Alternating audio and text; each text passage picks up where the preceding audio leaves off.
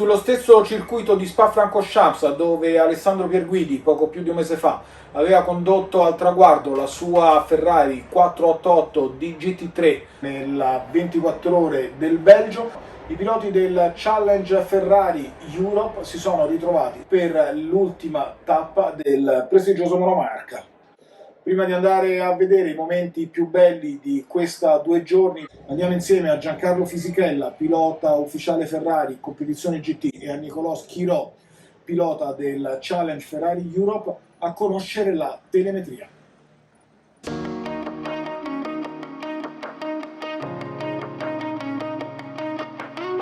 Ciao a tutti, agli amici di Fuorigiri, sono Giancarlo Fisichella e ci troviamo a Spa per il Ferrari Challenge.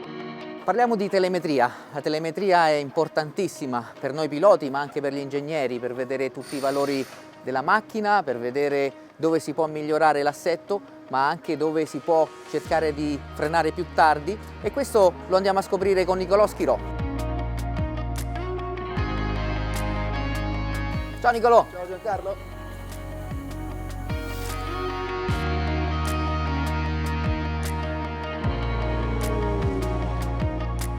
Ad esempio in questa curva il grafico rosso fa tanta pressione all'inizio, frena un po' prima, cioè vedi anche dal delta guadagna un pochino a centro curva, ma in realtà alla fine è più il tempo che perde frenando prima che quello che guadagna in uscita, quindi conviene in realtà frenare come il giro verde con più pressione un pochino più tardi. Qua sicuramente c'è anche un po' l'evoluzione della pista, dove vedi qua ha dovuto alzare il piede e quando stava asciugando magari ha fatto la differenza anche questo. Poi Spa, come sappiamo, è un circuito che con condizioni meteo variabili, quindi spesso c'è una zona della pista più asciutta di un'altra, e appunto drenando molto velocemente le prestazioni di giro in giro tendono a cambiare. L'unica cosa, vedi qua all'ultima curva ha fatto molta più pressione nel giro col rosso, dove ha guadagnato tanto in frenata. Sì, poi magari in uscita un pochino. Sì, in uscita perde qualcosina, ma probabilmente più beneficio in ingresso che quello che si perde in uscita. Anche l'uso dello sterzo è abbastanza pulito, quindi è dimostrazione che la macchina è abbastanza bilanciata. Nel settore centrale c'è un pochino di sovrasterzo, qualche correzione di troppo, appunto potrebbe essere dovuta anche alle condizioni della pista.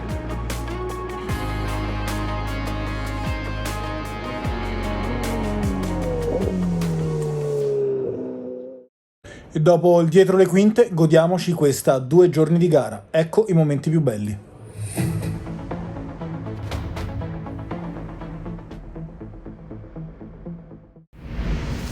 Ferrari Challenge Trofeo Pirelli.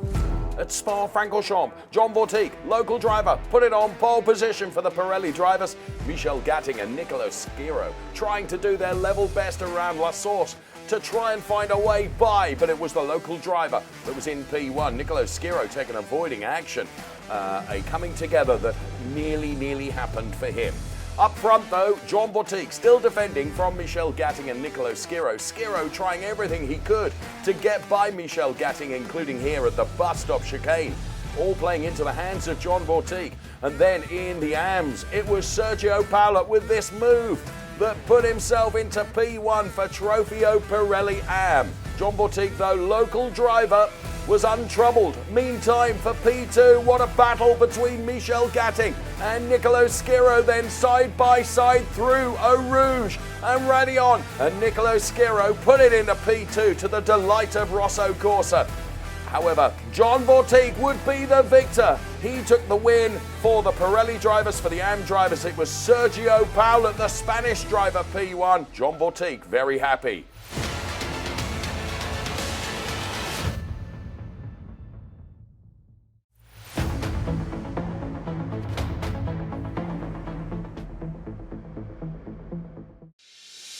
Ferrari Challenge Coppa Shell at Spa-Francorchamps.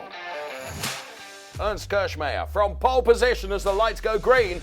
A very good start from von Skeltermar. Axel Sardigan trying to go around the outside. He was under pressure from James Wyland and also from Axel Sardigan. But Axel Sardigan confirmed in P2 as a couple of drivers went around. Ernst Kirchmayr then trying to keep some clear space between himself and James Wyland and Axel Sardigan. Wyland with a perfect move into the bus stop. converts P3 to P2. A brilliant overtake to the delight of the team. And in the AMS battle, it was just as intense, and Peter Christensen was looking for victory. There was one or two skirmishes as well, as unfortunately Christian Kinch there with an assist goes around and Von Skeltermar's partner looks on. The battle continuing to rage from the green flag all the way to the checkers in these Coppa Shell 488 Challenge Evo cars, where every driver supremely daring and Laurent Demuth losing out. But it was Ernst Kirchmayr that took the win for the Shell drivers and Peter Christensen for the AM drivers.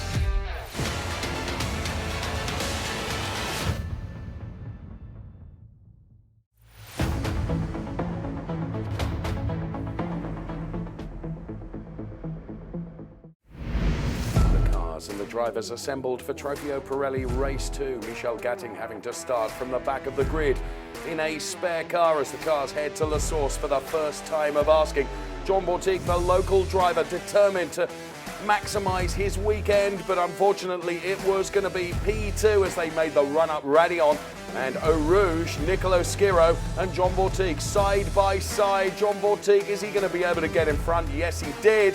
But advantage taken by running off the track means that he has to give the position back to Niccolò Schirò, who maintains the lead in P1. So Niccolò Schirò and Michel Gatting with lots of overtaking to do, and here getting by the number 77 car of Roger Grols. So many cars in front of her, and of course she needed to bank as many points as possible as the run into the championship continues in Trofeo Pirelli.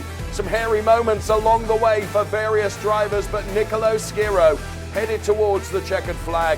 It was going to be Hugo Delacour as well that headed towards the checkered flag to take the win in the AMS, but it was Niccolò Schirò, Trofeo Pirelli winner once again.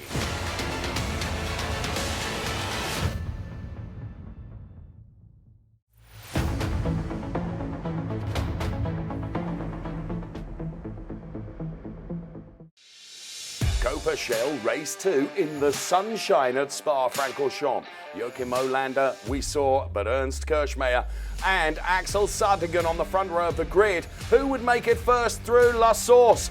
Well, lots of action as you would expect, as James Wyland trying to take advantage as well. You could see Guy Ford making contact with the big concrete wall, which does not move here at Spa-Francorchamps.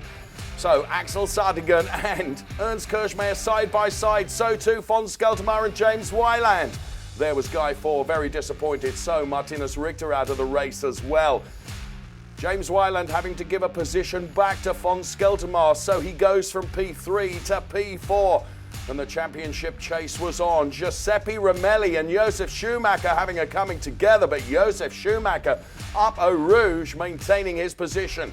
James Wyland doing everything he could to get by Von Skeltermayr, which saw him pirouette.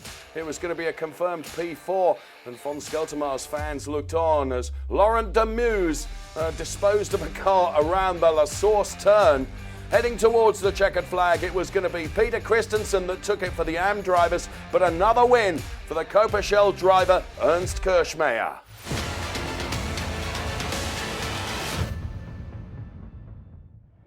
Archiviato il Ferrari Challenge Europe con l'assegnazione dei titoli, rimane da assegnare il titolo per i migliori piloti dei vari Ferrari Challenge tra UK, Europe, Asia Pacific e Nord America. E l'appuntamento è alle finali mondiali che si disputeranno sul circuito toscano del Mugello il 20 e 21 novembre prossimo. Per partecipare a questa grande festa sugli spalti o nei box ci si potrà collegare nei prossimi giorni sul sito ferrari.com e conoscere le modalità d'accesso. Da Cesare Gasparri Zezza per Fuori Giri, oggi è tutto.